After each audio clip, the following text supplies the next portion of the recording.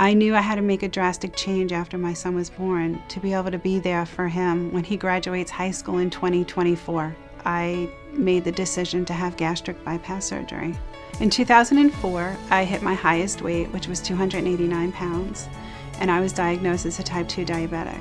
With being a diabetic, having high blood pressure, having sleep apnea, having all of the comorbidities that obese people have, I knew that my lifespan was I wasn't going to be there for my 5-year-old in the long run. I felt that the whole practice itself kind of took me under their wing.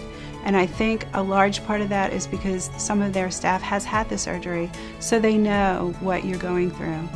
And Dr. Richard is very well experienced, and every question that I had, he answered. My son is 5 years old. I'm his basketball coach now. We run together. He does 1Ks, I do 5Ks. It's a completely different lifestyle.